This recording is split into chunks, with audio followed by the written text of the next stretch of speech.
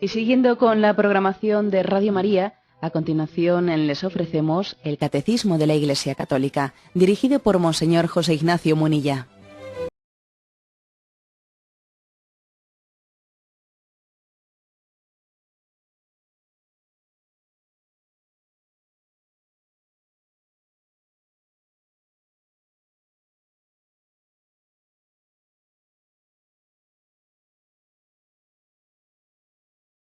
Todos los oyentes de Radio María, un día más, con la gracia de Dios, proseguimos el comentario del Catecismo de nuestra Madre, la Iglesia.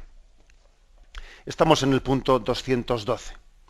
Dentro del apartado que dice Dios revela su nombre, hemos hablado del Dios vivo, el que se revela con el nombre de Yahvé, yo soy el que soy, el Dios misericordioso y clemente. Hoy nos toca un apartado que son dos puntos, el 212 y el 213 del Catecismo, que tiene como título Solo Dios es. Solo Dios es. Me imagino que este título, Solo Dios es, nos recuerda a esa famosa expresión de Santa Teresa de Jesús, solo Dios basta.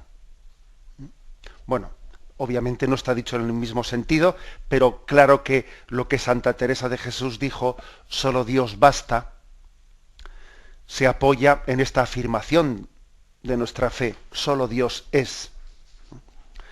El punto 212 dice así: en el transcurso de los siglos, la fe de Israel pudo desarrollar y profundizar las cosas contenidas en la revelación del nombre divino. Dios es único, fuera de él no hay dioses, Dios trasciende el mundo y la historia. Lo dejamos aquí, luego continuamos leyendo el punto, pero para hacer esta demostración, para mostrar cómo ciertamente Israel fue cayendo en cuenta progresivamente, fue desarrollando y profundizando en la revelación que recibía de Dios, lo que se desprendía de ese nombre de Dios, del hecho de que Dios se llame Yahvé, es decir, yo soy el que soy. Se desprenden muchas cosas. Lo que ocurre es que uno necesita tiempo y también la gracia y la luz de Dios para ir sacando consecuencias. Acordaros como dice Jesús que el reino de los cielos se parece a una pequeña semilla que luego crece y se hace un gran árbol. Bueno, pues podríamos poner ese ejemplo para decir que con la revelación pasa algo por el estilo. Dios revela su nombre, que en principio parece una pequeña cosa. No, pero es que es una semilla que luego va creciendo y bajo ella se cobijan todas las aves. Bueno, pues también esta es la experiencia de Israel, que se ha ido desarrollando y profundizando. ¿Qué significa eso de que yo soy el que soy? Hay muchas consecuencias, ¿no? Y una primera es que no hay otros dioses, y el capítulo 44 de Isaías, que aquí se nos remite a él, es pues, un capítulo de esos conclusivos, no determinantes. Dice: ahora escucha, Jacob, siervo mío, Israel, mi elegido. Esto dice el Señor que te hizo, que te formó en el vientre y te auxilia. No temas, siervo mío, Jacob, a quien corrijo, mi elegido. Derramaré agua sobre el suelo sediento, arroyos en el páramo. Derramaré mi espíritu sobre tu espíritu y mi bendición sobre tus vástagos. Brotarán como un prado, como sauces a la orilla de los ríos. Uno dirá, soy del Señor. Otro se pondrá por nombre Jacob. Uno escribirá sobre su mano, del Señor. Lo llamarán con respeto Israel. Esto dice el Señor, Dios de Israel, su libertador, el Señor Todopoderoso. Yo soy el primero y yo soy el último. Fuera de mí no hay Dios. Fijaros esta expresión, yo soy el primero y el último. Fuera de mí no hay Dios. Y escribirán en su mano, soy de Yahvé, soy del Señor. ¿Quién es como yo? Que lo proclame, lo declare y lo demuestre. ¿Quién anunció desde antiguo lo que acontecería? Que anuncie lo que aún debe venir. No tembléis, no tengáis miedo, ¿no lo había anunciado yo? ¿No lo había proclamado desde antiguo? Vosotros sois mis testigos. ¿Hay un Dios fuera de mí? No hay otra roca, no la conozco. Cuantos modelan ídolos no son nada. Sus imágenes predilectas no sirven a nadie. Sus testigos no ven ni comprenden, por eso quedarán en ridículo. ¿Quién modela un Dios o funde una imagen si no va a ganar nada? Todos sus secuaces quedarán en ridículo, aunque sus artífices no son sino hombres. Que se reúnan todos para comparecer, temblarán y quedarán avergonzados. Ahora fijaros cómo ridiculiza, ahora en los versículos que voy a leer, este capítulo 44 de Isaías ridiculiza la formación de ídolos, que al fin y al cabo son un cacho de madera, que al fin y al cabo son un cacho de metal, ¿no? Un trozo de metal. Y dice, el herrero cincela el hierro y lo trabaja en las brasas, lo forja a golpes de martillo, lo modela con su brazo vigoroso, aunque esté hambriento y sin fuerzas, no pueda beber agua y desfallezca. El tallista lo mide con la cuerda, lo diseña con un marcador, lo trabaja con la hachuela, lo delinea con el compás, le da figura de hombre, le da belleza humana para que habite en una casa. Para ello corta cedros, o escoge un ciprés o una encina, que se ha vuelto fuerte entre los árboles del bosque, o planta un cedro que la lluvia hace crecer. La gente lo quema y con ello se calienta, o hace fuego para cocer el pan, o se fabrica un dios y lo adora, lo convierte en una imagen y se postra ante ella. Una mitad la quema para brasas, sobre las brasas asa la carne, se la come y se sacia. Se calienta y dice, ¡ah, qué bien! Siento el calor, veo el rescoldo. Con lo que queda de la madera se hace un dios, una imagen, se postra ante él, lo adora y reza, sálvame porque tú eres mi Dios. No entienden ni disciernen, porque sus ojos están cerrados. Bueno, como veis está ridiculizando, está diciendo, pero mira, o sea, con un tronco, de una encina, de lo que sea, pues nos calentamos y con lo que sobra de la madera, pues estamos haciendo un dios, pero qué ridículo, ¿no? La misma madera con la que estoy echándole al fuego para calentar la comida, con el otro trozo de madera estoy haciendo un falso dios, un ídolo. Está ridiculizando, ¿no? Como diciendo, pero ¿cómo te puedes postrar ante un trozo de madera con la cual has estado calentando la comida o has estado... Bien, es una ridiculización para decir, para subrayar que solo Dios es Dios. Yo soy el primero y el último. Lo dice en el versículo 6. Fuera de mí no hay Dios. Bueno, esta ridiculización que hace Isaías, ojo que también a nosotros, se nos podría, también nosotros en otro nivel, ¿no? También estamos postrándonos y estamos esclavizándonos a muchas cosas, ¿no? Y incluso a veces es impresionante ver cómo llegamos a tener adicciones, ¿no? Adicciones a la propia tecnología, adicciones a la televisión, adicciones a internet, adicciones, y estamos atando la libertad de nuestro corazón, ¿no? A lo que son, en el fondo, criaturas, elementos, a los que son elementos electrónicos, y estamos atando la libertad del corazón, que es muy superior, y fíjate, ¿no? Nos entregamos a ello. ¿Cómo es posible que el hombre hecho a imagen y semejanza de Dios se esté postrando, esté atando su libertad a un televisor, a una pantalla? ¿Cómo es posible? Bueno, pues lo digo porque es que uno dice, bueno, pues eso que dice Isaías no ocurre hoy en día. ¿Que no ocurre hoy en día? Nuestras esclavitudes únicamente podrán sanarse en la medida en que proclamemos, solo Dios es Dios. Él es el principio y el fin. Él es el primero y el último, el alfa y el omega. Solo a Él le podemos entregar el corazón. Fuera de Él no hay nada. O sea, hombre, solo podrán ser sanadas no aumentando nuestra fuerza de voluntad, que uno dice, es que necesitamos tener una fuerza de voluntad mayor.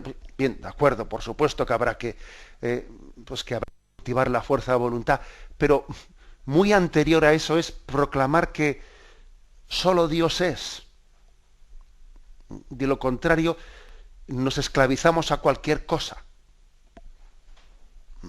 Por eso decía al principio de este programa que la afirmación solo Dios es importantísimo para que después la espiritualidad, como Santa Teresa de Jesús, saque la conclusión solo Dios basta. Claro, de lo contrario, estamos siempre buscando y mendigando pues, compensaciones materiales, etcétera, ¿no? Cuando nosotros en la Eucaristía decimos, nos diste el pan del cielo, que contiene en sí todo deleite, cuando decimos eso, que en la Eucaristía, quien tiene la Eucaristía lo tiene todo, y claro, no tiene que estar ya mendigando en el materialismo, mendigando aquí y allá, para ser feliz, ¿no? Las necesidades materiales serán en tanto y cuanto sin esclavizarse a ellas, ¿no? Pues he aquí, ¿no?, la conclusión. Tenemos que convencernos de que solo Dios es, lo demás son sombras. Y no podemos esclavizarnos a las sombras. Bien, esta es la afirmación de partida. Continúa el punto diciendo, Él es quien ha hecho el cielo y la tierra.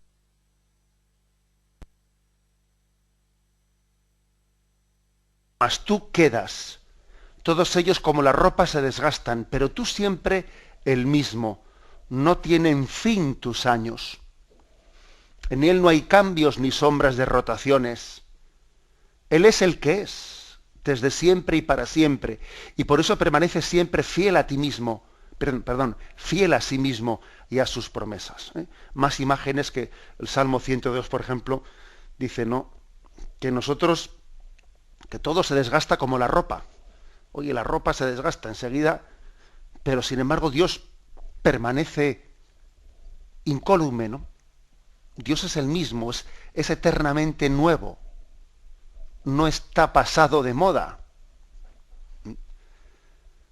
La ropa enseguida pasa de moda. Te enseñan una foto de los años 60 y dices, fíjate qué ropa llevábamos, y te ríes un poco del tipo de ropa. Y nada, y han pasado unos años de nada y resulta que aquella ropa ya no se lleva y entonces ya resulta ridícula. Y bueno, pues tú fíjate, ¿no? Resulta que han pasado unos años y la ropa ya... Sin embargo, en Dios no hay cambios, ni sombras de rotaciones, dice Santiago capítulo 1, versículo 17. Porque Dios es, y entonces no es apariencia. Nosotros, en la medida en que muchas veces no estamos fundados en el ser, estamos fundados en las apariencias. Y entonces ponemos nuestra atención en lo accidental más que en lo esencial. Y es más, suele ser muy, muy frecuente que en un mundo cambiante como el actual, a nosotros nos impresiona mucho el cambio de las cosas, ¿no? Cómo ha cambiado la sociedad, cómo ha cambiado el mundo, cómo han cambiado las circunstancias, qué diferente es esto. A las personas mayores yo les suelo escuchar con frecuencia decir, es que el cambio que yo he vivido a lo largo de mi vida, es que hay que ver cómo han cambiado las cosas, cómo ha cambiado la mentalidad, el mundo y tal. Bueno, y es cierto que han cambiado mucho las cosas, ¿no? Pero posiblemente el juicio que hacemos nosotros está muy apoyado en las apariencias, en lo accidental. Y en el fondo, en lo sustancial, las cosas siguen siendo las mismas. El problema del hombre sigue siendo el mismo para su felicidad.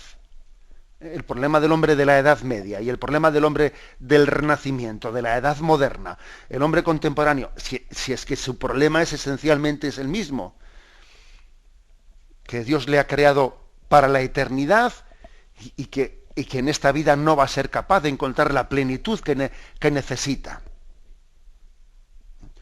Es decir, que aunque las apariencias nos sugieran lo contrario, básicamente, esencialmente, estamos en las mismas. Estamos en las mismas que la Edad Media, que en el Imperio Romano, que cuando sea. Aquí se nos sugieren dos textos dos textos que vamos a reflexionar. Bueno, en primer lugar, el punto 42 dice allí: todas las criaturas poseen una cierta semejanza con Dios, muy especialmente el hombre creado a imagen y semejanza de Dios. Las múltiples perfecciones de las criaturas, su verdad, su bondad, su belleza, reflejan por tanto la perfección infinita de Dios. Por ello podemos nombrar a Dios a partir de las perfecciones de sus criaturas, pues de la grandeza y hermosura de las criaturas se llega por analogía a contemplar a su autor. Es decir, que tenemos aquí como un reflejo de la gloria de Dios, un reflejo de la bondad de Dios, un reflejo de su belleza, un reflejo de su verdad. Lo que sería muy triste es que nosotros nos quedemos, ¿no? Nos quedemos con el reflejo y no nos demos cuenta de que ese reflejo viene de algún sitio, ¿no? Es como si uno se queda con la luna y no se da cuenta que la luna refleja la luz del sol. Oiga, usted no viva en sombras, ¿eh? Que esto parece el mito de la caverna de Platón, que uno se queda con la sombra y no se da cuenta que la sombra está proyectando a alguien que está ahí fuera. Ese es un riesgo que existe en nosotros, ¿eh? Quedarse con las sombras, con el reflejo y no darse cuenta que si algo hay bello, uno tiene que decir, ¿y esta belleza qué es lo que refleja? Recordáis que cuando hablamos en el octavo mandamiento, hablamos de la verdad, hablamos también allí de lo que era el arte cristiano, la belleza, la vía de la belleza, como una vía, como un camino para llegar al conocimiento de Dios. Algo bello, algo verdaderamente bello, ensancha el alma, nos sensibiliza y nos remite a una belleza superior. Cuando uno ve algo verdaderamente bello, se ensancha el corazón y dice, pero bueno, esta belleza, ¿de dónde procede, no? ¿Dónde tiene su origen? Porque te trasciende, ¿no? Bueno, pues es así, ¿eh? Por analogía, dice aquí, por analogía, llegamos a conocer que las perfecciones de este mundo son una participación, son una participación de la perfección de Dios. Vamos a explicar esto, pero primeramente tenemos un momento de reflexión.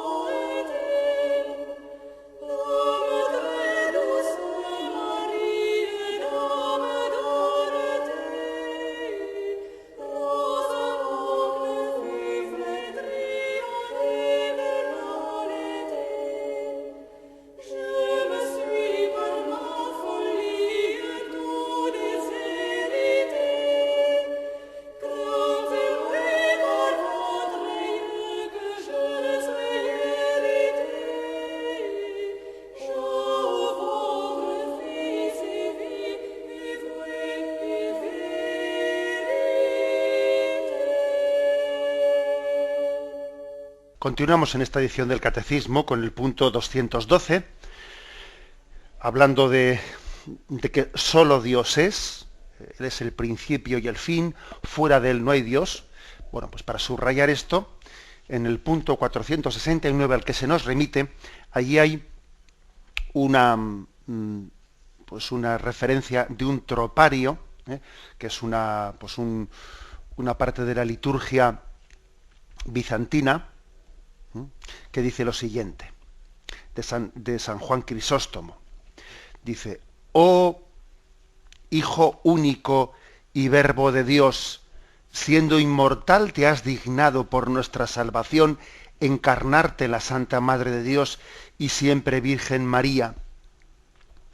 Sin mutación te has hecho hombre y has sido crucificado. Oh Cristo Dios, que por tu muerte has aplastado la muerte, que eres uno de la Santísima Trinidad, glorificado con el Padre y el Santo Espíritu, sálvanos. Bueno, ¿por qué está citado aquí este texto? Pues por el hecho de que la liturgia dijese: oh único Hijo y Verbo de Dios, que sin mutación te has hecho hombre y has sido crucificado. A nosotros nos cuesta mucho, o sea, es decir, es un reto, el poder entender que alguien sin mutación, o sea, sin haber cambiado, sin embargo se ha hecho hombre. Y sin mutación ha sido crucificado. Es decir, que al mismo tiempo que han acontecido, ¿no?, esas cosas, o sea, esos acontecimientos tan determinantes en la vida de Jesucristo, Él ha sufrido. Él, al hacerse hombre, pues ha tomado nuestra condición y no se ha disfrazado de hombre, sino que se ha hecho hombre de verdad. Y ha sufrido con la condición humana y se ha alegrado con la condición humana. Y hasta el punto de haber sido crucificado y haber padecido, etc. Pero eso que es un acontecimiento no ficticio, sino auténticamente real, y podemos decir que Dios ha padecido, sin embargo, al mismo tiempo, en su naturaleza divina, decimos que ha ocurrido sin mutación. Es decir, que Dios no deja de ser Dios. O sea, Dios es Dios. Y incluso pues la propia crucifixión, el sufrimiento que Dios tiene con nosotros, porque Dios también, en cierto sentido, sufre con nosotros, en cierto sentido. Sin embargo, al mismo tiempo, decimos que Dios es infinito y que en Dios no hay mutación. ¿Por qué? Porque solo Dios es. Ahora, ya algún oyente dirá: bueno, ¿y cómo se compagina una cosa con la otra? Bueno, pues esto es la palabra misterio. La palabra misterio es que afirmamos una cosa y afirmamos la otra, aunque a nosotros nos supera el cómo compaginarlas las dos. O sea, eso de decir que Dios ha venido a nosotros, ha tomado la condición humana, que se ha hecho hombre para siempre, y que al mismo tiempo no ha tenido mutación, sino que Dios es el mismo ayer, hoy y siempre. ¿Cómo se compagina una cosa con la otra? Bueno, si es que nos supera. Que Dios sufre con nosotros. O sea, que Dios cuando nos ha creado libremente y espera nuestra respuesta de amor, también sufre porque no le respondamos como debiéramos de responderle, y al mismo tiempo decimos que Dios es inmutable, infinito, perfecto en sí mismo y por lo tanto lo tiene todo. Bueno, ¿cómo se compagina uno? Porque claro, si yo sufro, no sé cómo soy inmutable.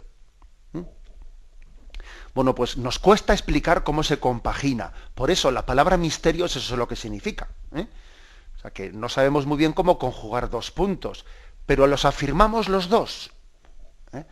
Porque nuestra fe va más allá de lo que somos capaces de explicar. Nuestra fe no es irracional, va más allá. O sea, no únicamente llega a donde llega la razón, sino que va más allá. Aunque luego habrá que tener paciencia de ver cómo lo explica la razón.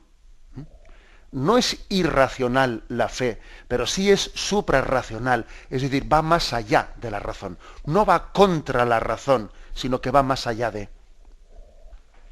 Bueno, pues esta es la afirmación de que Dios es. Otro texto que se nos da también para reflexionar, el 2086, donde dice: el primero de los preceptos, o sea, el de amar a Dios sobre todas las cosas, abarca la fe, la esperanza y la caridad. En efecto, quien dice Dios, dice un ser constante, inmutable, siempre el mismo, fiel, perfectamente justo. De ahí se sigue que nosotros debemos necesariamente aceptar sus palabras y tener en Él una fe y una confianza completas. Él es todopoderoso, clemente, infinitamente inclinado a hacer el bien. ¿Quién podría no poner en Él todas sus esperanzas? ¿Y quién podrá no amarlo contemplando todos los tesoros de bondad y de ternura que ha derramado en nosotros? De ahí esa fórmula que Dios emplea en la Sagrada Escritura, tanto al comienzo como al final de sus preceptos. Yo soy el Señor. Yo soy. Solo Dios es. Se dice: escucha, Israel, solo Dios es. Amarás a Dios con todo tu corazón, con toda tu mente. Claro, es que si solo Dios es, si Dios es el único infinito, si solamente en Él hay plenitud, ¿A quién otro vas a entregar el corazón? Sería ridículo entregar el corazón a las sombras y no a la figura real. La infinitud de Dios, de la cual tenemos que enamorarnos, ¿no? Que Dios sea plenitud, que nosotros siempre estamos deseando un ser en plenitud, ¿no? Que Dios sea la plenitud es algo que nos tiene que enamorar. No nos tiene que dar miedo, porque a veces nosotros nos da miedo lo grande y podemos sentir cierto temor. Precisamente para que no nos dé miedo lo grande, no nos dé miedo la infinitud de Dios, Él ha querido revelarse también en imágenes que compaginan la inmensidad de Dios con su ternura. Pues por ejemplo la imagen del niño Dios, del niño Jesús, al que besamos en Belén. O sea, que no nos dé miedo la grandeza de Dios. Otras grandezas sí que nos tienen que dar miedo, porque son sombras, pero la grandeza de Dios, que es una grandeza que no es falsa, que no es apariencia, es una grandeza en la que la omnipotencia se identifica con el amor misericordioso, etcétera, que no nos dé miedo la grandeza de Dios. Y pedagógicamente Dios nos lo revela en la imagen de la encarnación, en el niño Dios. El acto de adoración, el acto de la adoración, precisamente consiste en entregarse a la grandeza de Dios confiando plenamente, sin que tiemble nuestro corazón, ¿no? Abandonados en la grandeza de Dios. Y a veces, un poco digamos psicológicamente, podemos necesitar también, bueno, pues de vivir esa grandeza de Dios en la imagen también de la pequeñez de ese niño Dios en el que hemos aprendido a abandonarnos. Porque nosotros lo grande, la grandeza, suele evocar pues, abuso, suele evocar que el grande aplasta al pequeño, etcétera, etcétera, ¿no? Y por eso tenemos a veces solemos tener miedo de ciertos atributos de Dios como de infinito, inmenso, omnipotente. Le tenemos miedo a esos atributos porque proyectamos en Dios nuestro pecado. Y como nosotros hemos visto que en nuestra vida el pez grande se come al chico y el grande le abusa del pequeño, etcétera, etcétera, proyectamos eso en Dios y nos da miedo. Y eso hay que sanarlo, eso hay que purificarlo. Nosotros tenemos que decir que solo Él es infinito, luego solo Él es la bondad infinita, solo Él es la belleza infinita. Bien, este es el planteamiento que nos hace este punto 212 y antes de pasar al siguiente tenemos un momento de reflexión.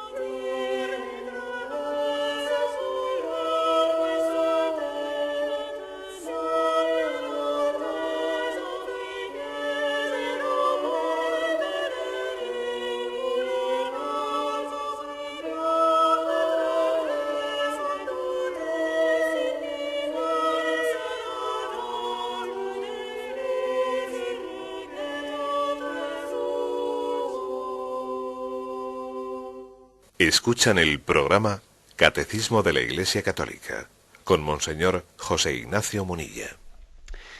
Bien, continuamos con el punto 213. Con él terminamos el apartado que titula Solo Dios es. Dice así: por tanto, la revelación del nombre inefable, yo soy el que soy, contiene la verdad que solo Dios es.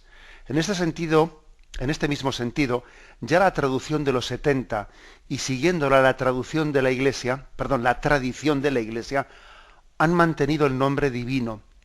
Dios es la plenitud del ser y de toda perfección, sin origen y sin fin, mientras todas las criaturas han recibido de él todo su ser y su poseer. Él solo es su ser mismo y es por sí mismo todo lo que es. El nombre inefable, o sea que no puede ser dicho, el nombre que es imposible, no de ser abarcado, es yo soy el que soy, Yahvé. Bueno, la afirmación que se hace en este punto 213 es la siguiente. Es decir, hay que distinguir, según la tradición, entre lo que es el ser necesario y el ser contingente. Esto me lo habéis oído en algún momento que hemos hablado para las vías para la demostración de la existencia de Dios. Y en concreto Santo Tomás de Aquino dice que la vía cuarta para demostrar la existencia de Dios es la vía tercera. La vía tercera es la que se llama la contingencia o la limitación en el existir. Y más o menos lo que dice en esa vía tercera es lo siguiente, ¿no? Que nos encontramos con cosas que tienen posibilidad de existir o no existir, ¿no? Porque de alguna manera se engendran y se corrompen. Pues mira, existió un ser y dejó de existir, y ahora mismo pues este árbol que existe, igual dentro de 1000 años ya dejará de existir, etcétera. Hay cosas que pueden ser o no ser. Y dice Santo Tomás, ahora bien, lo que tiene posibilidad de no existir alguna vez, de alguna manera no es necesario. De ahí que si todas las cosas tuviesen la posibilidad de no existir, alguna vez no habrían existido. Y por consiguiente no habría nada, porque de la nada no viene nada. Pero dado que ahora existe algo, eso quiere decir que no todas las cosas son contingentes, es decir, que pueden existir o no existir, sino que tiene que haber un ser necesario del cual vienen el resto de las cosas. Y ese ser necesario es Dios. Lo digo de otra manera, es decir, él distingue entre ser contingente y ser necesario. Ser contingente es el que es, pero podría no haber sido. Es más, dentro de unos años igual dejará de ser. Las cosas son y dejan de ser. Y sin embargo, solamente hay una cosa que es necesaria. O sea, que el ser que se explica por sí mismo, que no tiene ni principio ni fin, que es Dios. Bueno, pues el argumento de Santo Tomás es el siguiente. Si esta mesa que tengo delante mío, que es de madera, ahora pero se explica por un pino que dejó de existir, y el pino se explica por otro árbol que dejó de existir. O sea, las cosas que vemos son contingentes, o sea, pero pudieron no ser antes, y entonces son por una anterior. Si no hubiese habido un ser primero, que es el ser necesario, que es el ser infinito, que empezó a dar el ser al resto de las cosas, pues no habría nada. Es un argumento, por cierto, yo creo que muy potente, el argumento que él llama de la contingencia, es decir, que las cosas son contingentes, y pueden no ser, es más, dentro de unos años dejarán de ser, y si no hubiese habido un ser primero, es que no hubiese habido nunca nada. Bueno, este argumento de Santo Tomás es básicamente el que está detrás de esa expresión de Yahvé, yo soy. O sea, el resto de las cosas han recibido el ser de Dios, han participado del ser de Dios, y es una pequeña participación en el ser de Dios. Una pequeña participación, muy bella, muy, pues sí, que puede ser muy elocuente, De acuerdo, muy bondadosa, muy... Sí, pero una pequeña participación. Santo Tomás de Aquino, en el desarrollo, ¿no?, de la reflexión que él hacía sobre ese término de Yahvé, yo soy el que es, él decía, hay que distinguir entre la esencia y el acto de ser. Entonces él decía, en Dios la esencia y la existencia se unen, son una sola cosa. A ver, por poner un ejemplo, Dios es aquel en el que la esencia y la existencia se unen. Porque, por ejemplo, pues existen esencias, digamos, conceptuales que no existen. Pues yo qué sé, pues dice uno, la sirena. La sirena, pues muy bien, la sirena es una mujer que tiene una cola de pez, etcétera. Pues sí, es un concepto, sí, pero no tiene existencia. No tiene existencia. Pero sin embargo, Dios le ha dado existencia a algunos seres, no a todos los posibles, ¿no? Dios le ha dado el acto de existir a algunos conceptos, ¿no?, esenciales, pero él mismo, él es la existencia que se confunde con su esencia. O sea, la esencia de Dios es un ser infinito, perfecto, pero al mismo tiempo la esencia en él coincide con la existencia. Eso es lo que dice Santo Tomás. Por eso todo el resto de las cosas pueden ser o no ser, porque Dios les puede dar la existencia o no, o ser durante un tiempo y luego dejar de ser. Pero Dios, sin embargo, como la existencia y la esencia en él se identifican, es el ser por sí mismo, es el ser eterno. Bueno, pido perdón si algún oyente dice, madre mía, vaya lío que nos han metido. Bueno, bien, yo pienso que es verdad que en la medida en que echamos mano de algunas explicaciones de algún filósofo, etcétera, bueno, pues es posible que compliquemos un poco los conceptos de esencia y existencia, ¿no? Yo he puesto ese ejemplo de lo que es un concepto, o sea, sí, un concepto esencial que no tiene existencia, pero es que nosotros lo que somos lo hemos recibido por participación del ser de Dios. O sea, participamos en una parte del ser de Dios. A ver, entonces, ¿qué ocurre? Que nosotros somos como un cachito de Dios, somos como un trocito desprendido de Dios, aquí como una chispa de Dios. No es eso, porque si dijésemos tal cosa, estaríamos como, en el fondo, estaríamos hablando de un panteísmo. Panteísmo es que todo es Dios, y nosotros no somos Dios. Algunos confunden esto que estoy diciendo con el panteísmo, es decir, nosotros somos como un trocito de Dios desprendido del cielo. No, nosotros no somos Dios, somos criatura, hemos sido creados por Él. Y hubo un tiempo en el que no existíamos, más que en la mente de Dios.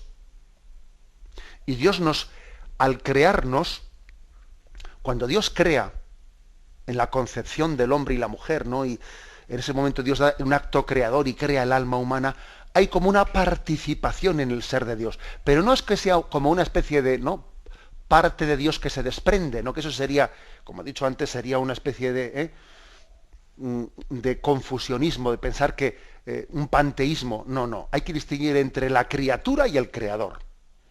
El panteísmo no distingue entre eso. Nosotros no somos Dios, somos una criatura que hemos participado del ser de Dios. Y que vivimos de su grandeza. Él nos sostiene en el ser. Y si Dios nos dejase de sostener, nos dejase de hacer participar de su existencia divina, volveríamos a la nada. Bueno, así es el acto creador de Dios. Bueno. Y al mismo tiempo, la vía cuarta, esta es la vía tercera que habla de la contingencia, ¿no?, y la vía cuarta de Santo Tomás habla de los grados de perfección de las cosas. Entonces, él cómo la formula más o menos. Dice, encontramos en este mundo, bueno, pues cosas más o menos buenas, más o menos nobles, más o menos bellas. Ahora bien, el más y el menos se dicen de las cosas diversas según que estén más cerca o más lejos del ser que es la belleza, la bondad, la nobleza, la verdad.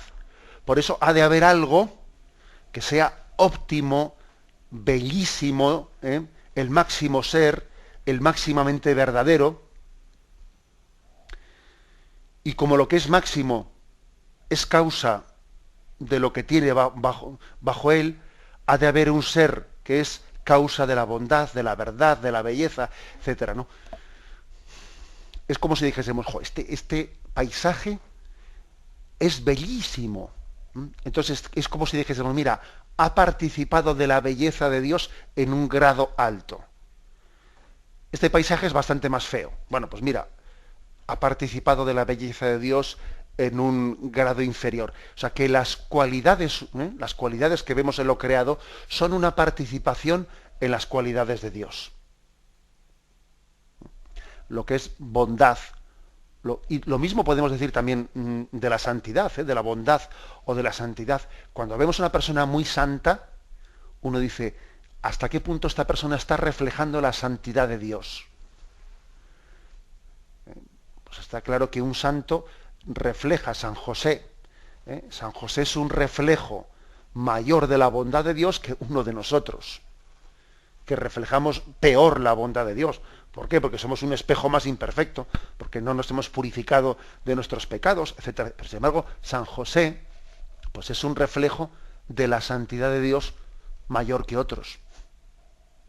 Y hablamos de la bondad, hablamos de la belleza, hablamos de la verdad, etcétera, como reflejos de la única verdad que es Dios. En resumen, que decía al principio del programa, detrás de la afirmación solo Dios es, o Yahvé, yo soy el que soy, detrás de esa afirmación, lógicamente, se termina formulando la expresión solo Dios basta. En Él ponemos nuestro corazón, estamos llamados a reflejarle, tenemos que intentar no difuminar el reflejo de Dios, sino reflejarle bien, ¿no? Uno tiene que intentar ser un espejo que no deforme la imagen que refleja, sino que la refleje bien, ¿no? Para que nosotros seamos reflejo de la verdad de Dios, qué importante es que nos purifiquemos, que llevemos a cabo el camino de santificación que Dios tiene pensado para cada uno de nosotros, porque de lo contrario le estamos robando la gloria de Dios, o sea, estamos impidiendo que la gloria de Dios se refleje en nuestra vida. Incluso estamos haciendo que cuando alguien nos mira, en vez de encontrar en nosotros lo que debiera encontrar, que es el reflejo de la belleza de Dios, de su bondad y de su santidad, ve en nosotros lo que no le ayuda. O sea, es una responsabilidad muy grande el que nosotros seamos. Si Dios es el que es, nosotros debiéramos de ser lo que Él ha pensado para nosotros que debiéramos de ser. Y si no lo somos, creamos un problema en el que nos rodean.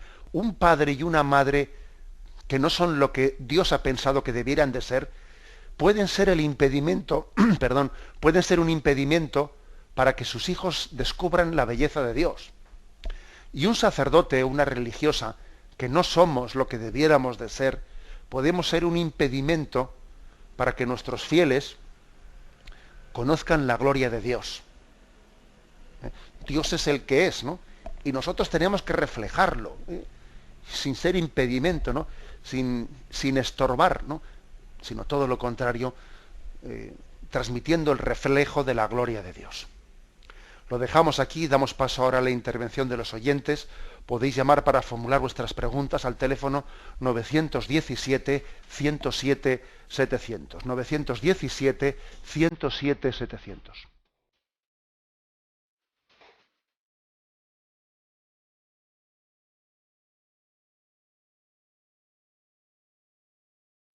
Radio María le ofrece la oportunidad de recibir en su casa sus programas favoritos.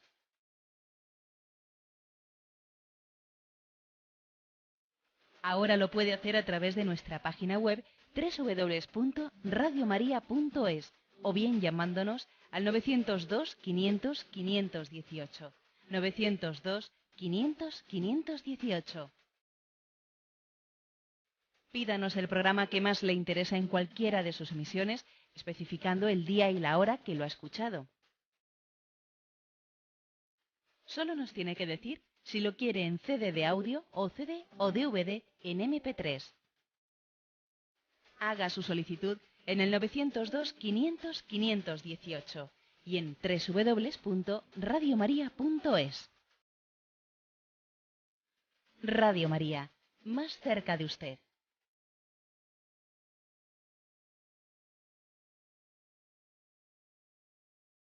Escuchan el programa Catecismo de la Iglesia Católica con Monseñor José Ignacio Munilla.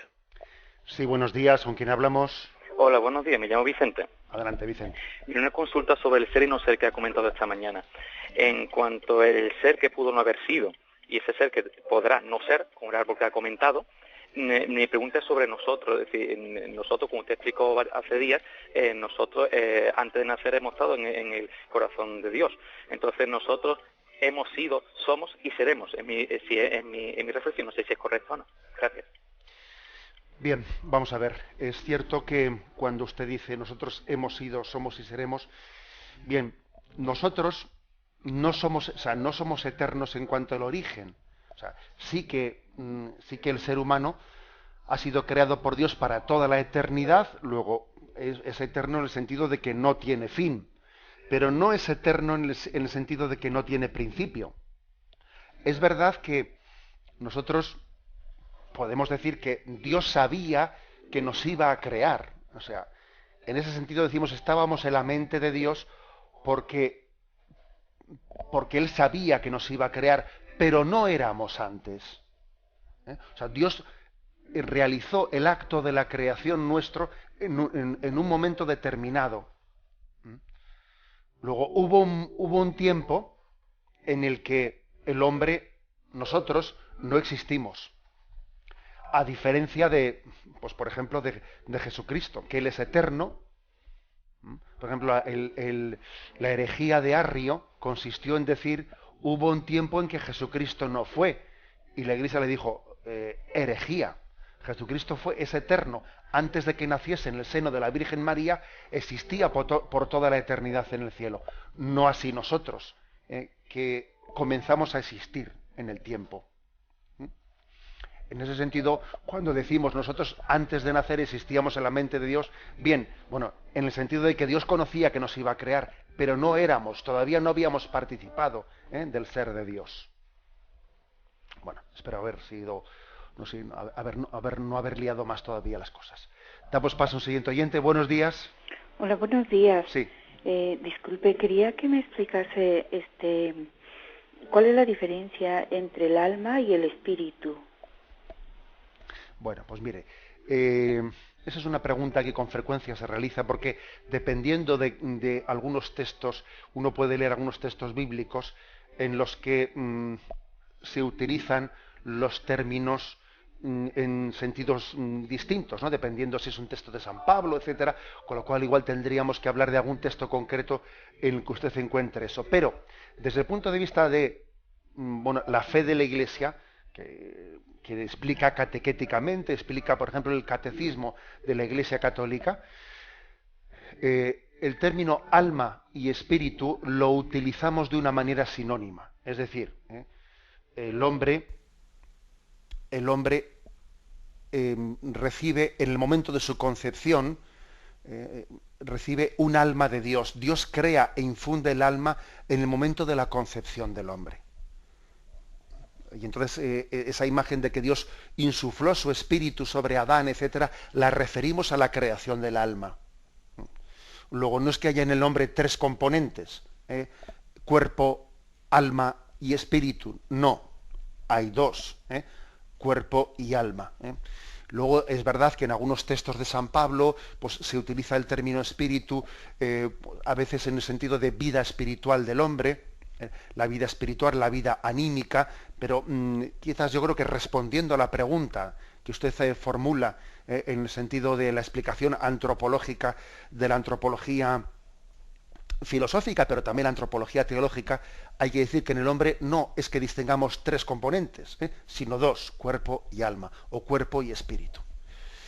Bueno, damos paso a un siguiente oyente. Buenos días. Buenos días, padre. Sí, adelante. Adelante. De Cádiz. Mire, yo le pregunto a usted si usted cree que Dios es poderoso para que su palabra se mantenga siempre en el tiempo y llegue hasta nuestro tiempo, en el que estamos hoy. Me explico, porque también en el libro sagrado la Escritura dice que aquel que quite o añada o haga algo sobre sus palabras será borrado del libro de la vida. Y también le pregunto sobre lo que usted dijo ayer, de que Dios le habló a Moisés sobre un género literario. Y si fue un género literario, los 10 mandamientos entonces, ¿cómo se entiende que se los dio Dios a Moisés para que se cumplan? Gracias. Vamos a ver. El hecho de que hablemos de que hay un género literario, en la forma de contar o de expresar una cosa, eso no quiere decir que sea mentira. Ojo, es que a veces nosotros, no sé por qué hemos identificado la palabra género literario con la palabra mentira, ¿no? Pues la forma en la que se cuenta el Génesis, que se paseaba por el jardín, etcétera, pues obviamente pues no vamos a pensar que Dios se pasea por un jardín y que tiene pies, y que cuando se acercaba que oían que Adán y Eva escucharon el crujir de las hojas porque Dios se paseaba por el jardín. Obviamente es un género literario, pero no quiere decir que sea mentira, es decir, está narrando el hecho original de la situación del hombre primero, que fue creado sin pecado y que sin embargo él utilizó mal su libertad, etcétera, etcétera. Y por tanto Moisés fue instrumento de Dios para que Dios revelase los 10 mandamientos, sin que eso sea incompatible, pues cuando decimos que hay una cierta, obviamente un género literario, porque cuando dice Moisés que Moisés le intenta convencer a Yahvé de que sea misericordioso, y que perdone a su pueblo, es una forma de hablar. Obviamente es un género literario. Porque es que si no reconociésemos ahí un género literario, es que estaríamos diciendo que Dios no es misericordioso, que el más misericordioso era Moisés, que tenía que convencerle a Yahvé de que perdonase a su pueblo. Hay un género literario en el que Moisés le intenta convencer a Dios de que perdone a su pueblo. Pero si Dios es mucho más misericordioso que Moisés, a eso me refería. Bueno, con respecto a la primera parte de la pregunta que hace usted, obviamente una de los signos, o sea, de una de las conclusiones de la inmutabilidad de Dios es que su palabra es eterna. Cielo y tierra pasarán, pero mis palabras no pasarán. Es decir, lo que es palabra de vida de Jesucristo es tan válido hace 2000 años como hoy, como dentro de 2000 años. El Evangelio es eterno. Así como las filosofías pasan y pasan de moda, la palabra de Dios es eterna, es inmutable, porque Dios tiene la capacidad de hablar desde ella a los hombres de todos los tiempos. Es una consecuencia concreta de la inmutabilidad. Bueno, damos paso a un siguiente oyente. Buenos días. Buenos días. Mire, soy María Antonia de Móstoles. Adelante. Mire, quería preguntarle, es que usted ayer dijo que adorar solamente se adora a Dios, ni siquiera a la Virgen. Pero yo el significado de adorar no entiendo muy bien lo que es. Y era esa mi pregunta. Vale, de acuerdo. Muchas gracias. Bueno, pues la palabra adorar, adorar es el reconocimiento de la autoridad suprema. De la autoridad suprema. Adorar es la relación que tiene la criatura con el Creador. Algo así. Entonces, bueno, pues hay un tipo de relación que tiene uno pues únicamente con su padre o con su madre, que no puede confundir a su padre o su madre con su hermano mayor. Bueno, pues por eso mismo no se puede confundir la adoración a Dios con la relación con la Virgen María, que es importantísima en nuestra vida, pero que no es de adoración, porque no es lo mismo lo que yo reconozco en mi padre y en mi madre que en mi hermano mayor. La Virgen María es como nuestro hermano mayor en el sentido que es pues, de todos los hijos de Dios, la criatura más santa. Pero no es Dios, sino que es una criatura. Por eso la adoración que es el reconocimiento de la totalidad, de la inmensidad del ser de Dios, únicamente se le puede dar a Él.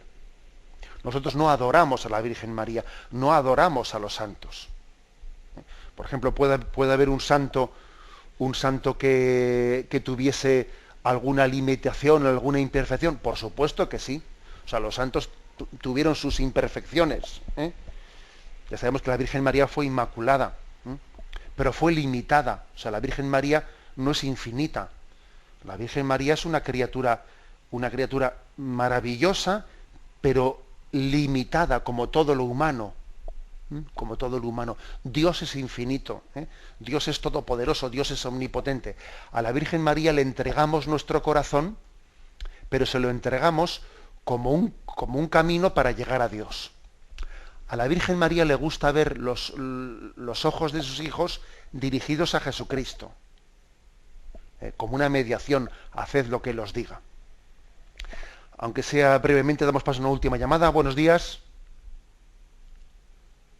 Bueno, me parece que tenemos ya el tiempo casi cumplido, la llamada está perdida, con lo cual me aprovecho para despedirme. La bendición de Dios Todopoderoso, Padre, Hijo y Espíritu Santo, descienda sobre vosotros. Alabado sea Jesucristo.